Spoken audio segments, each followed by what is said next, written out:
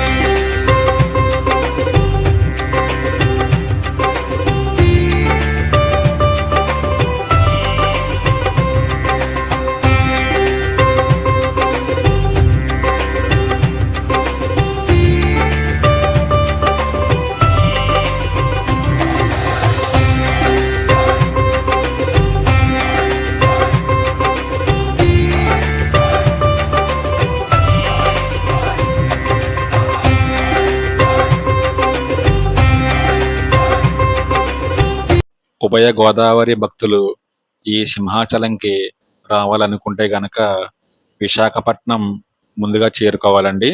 Visakhapatnam APS RTC bus stand నుంచి ప్రతి 10 నిమిషాలకు ఒకసారి ఈ సింహాచలంకి బస్సులు ఉంటాయండి.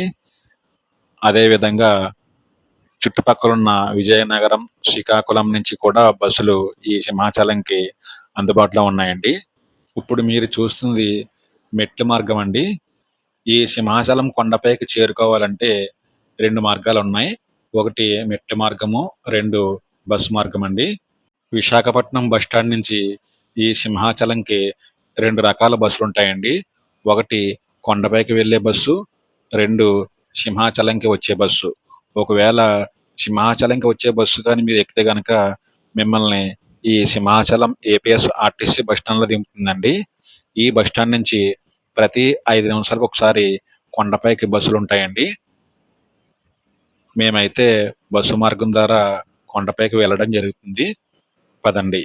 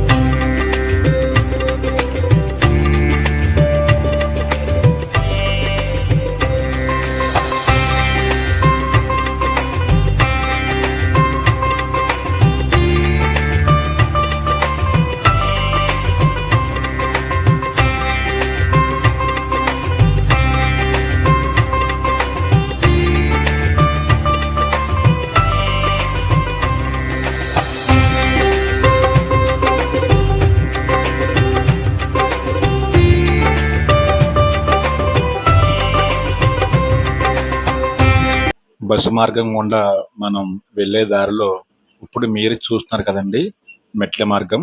ఈ మెట్ల మార్గం కనిపిస్తుంది. ఈ మెట్ల మార్గం ద్వారా కూడా కొండపైకి చేరుకోవచ్చు. మేమైతే బస్సు మార్గం ద్వారా మేము కొండపైకి వెళ్ళడం జరుగుతుంది. పదండి.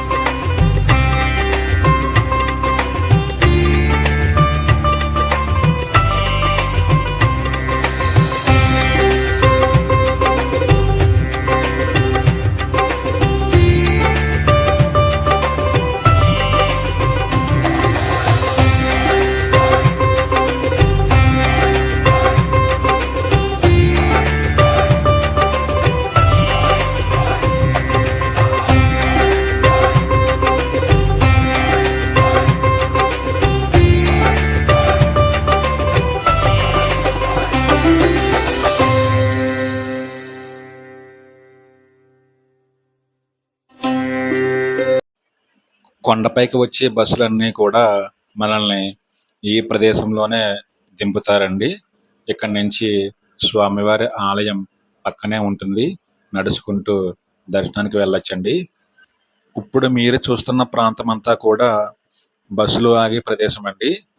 ఇక్కడి నుంచే విశాఖపట్నం, విజయనగరం, అదేవిధంగా సింహాచలం కొండ కిందకి వెళ్ళాలన్నా ప్రతి 5-10 నిమిషాలకు ఇక్కడ బస్సులు అందుబాటులో ఉంటాయండి. భక్తులు గమనించుకోగలరు. మేమైతే స్వామివారి దర్శనానికి బయలుదేరుతున్నాం. పదండి.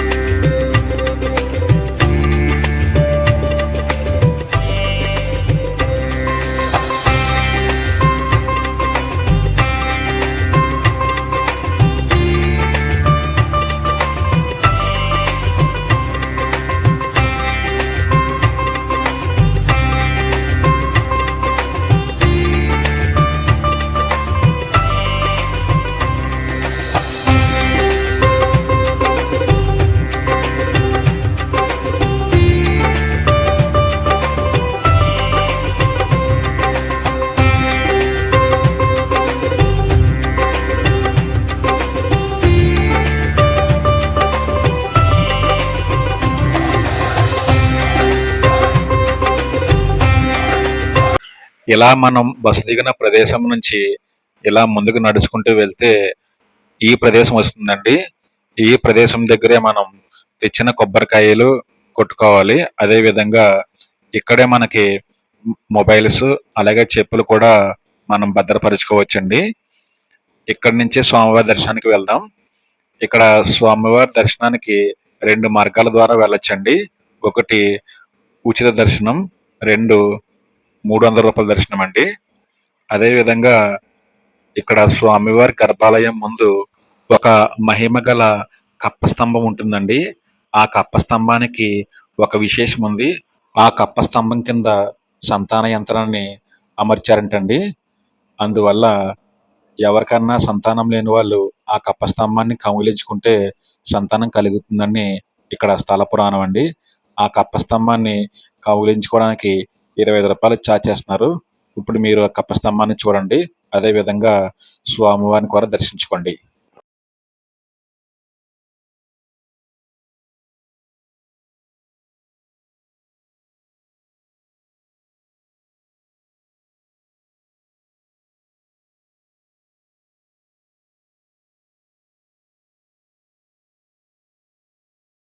స్వామివారిని ఇక్కడ మనకి స్వామివారు వచ్చి శ్రీ వారాహ లక్ష్మీ నారసింహ రూపంలో మనకి దర్శనమిస్తారండి.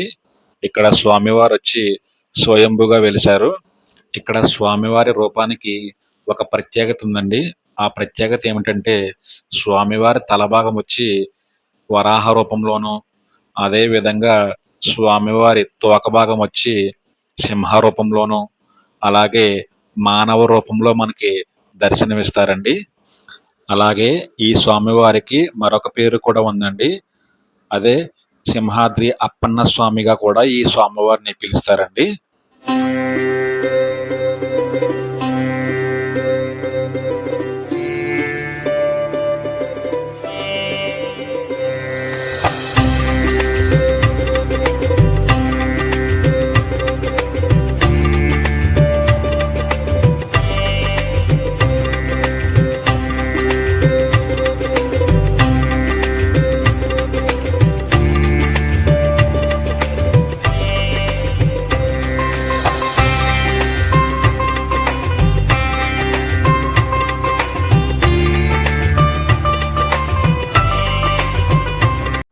ఇక్కడ ప్రతిరోజు కూడా నిత్యాన్నదానం కార్యక్రమం జరుగుతుందండి.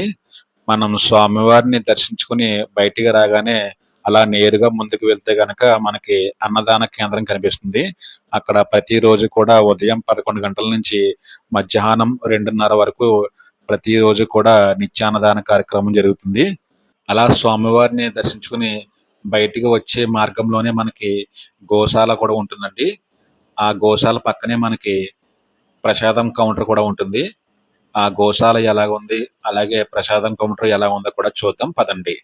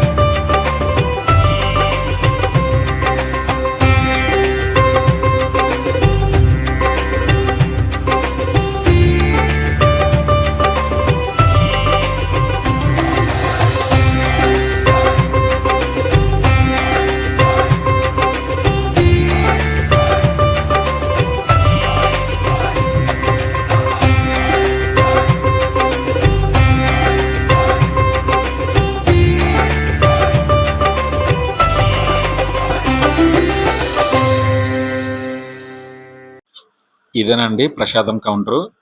ఇక్కడ పులిహార రూ. 10, అలాగే లడ్డు రూ. 15 తీసుకుంటున్నారు. మనం ప్రసాదం కౌంటర్‌కి వచ్చేటప్పుడు మనకు కూడా ఒక చిన్న క్యారీ బ్యాగ్ తీసుకెళ్తే మంచిదండి.